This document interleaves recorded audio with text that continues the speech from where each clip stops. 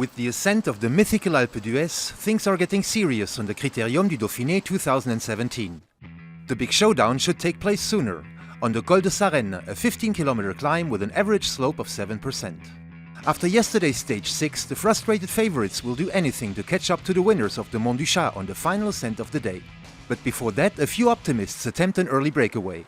Amongst them again Koen Boomen, the holder of the polka dot jersey, is looking to collect more points for the mountain classification. Kenan, Viermoz and Herrada join the party also. Close to 15 riders are in the escape group and they quickly have a lead of 6 minutes to the peloton. The escapees stay regrouped, but in the pack the leaders start sticking out their noses, like the American Andrew Talensky. The winner of the Dauphiné 2014 tries his luck on the Côte de Garçon. The men placed at the front have a crucial role to play. Cannondale relies on Clark to launch Talansky.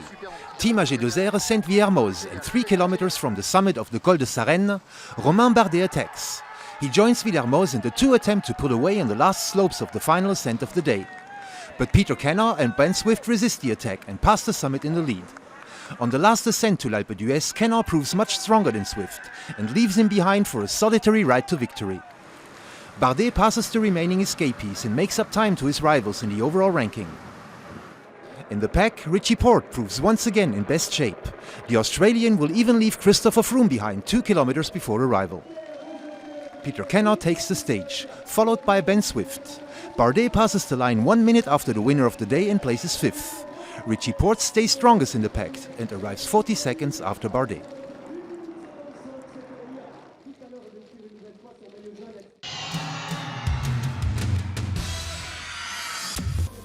As a last big showdown before the Tour de France, the Dauphiné is always a good indicator of the shape of the favorites.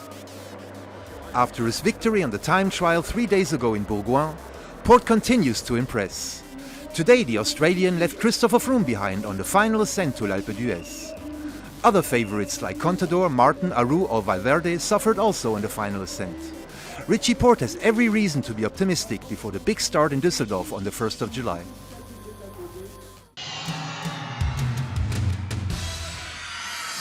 Yeah, I think initially he was probably going to help Ulisi, who was also in the break. But you know, when I've raced with Swift since we were like 9 years old. But also, you know, in the under 23 days in Italy, on his day when he's really good, he's a super climber, and he showed that today. So you know, I wasn't super confident that I was going to beat him, but I knew I had to sort of get rid of him before it dropped down and the sprint. So as soon as we turned right on the last climb, I just gave it everything. But he was holding me there. It was never easy.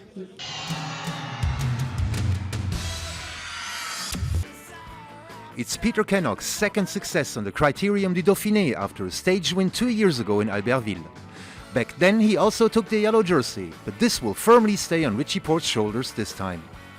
Romain Bardet's solitary effort today allows him to leave Contador and Dan Martin behind in the overall ranking and take rank 6. Tomorrow it comes to the final showdown of the Dauphiné 2017. A short and demanding stage. 115 kilometers with the ascents to Les Saisies and Les Aravis, but the main difficulties will be the Col de la Colombière and especially the Plateau de Solaison. An 11-kilometer climb with a slope of 9% that may very well be the judge of this year's Dauphiné.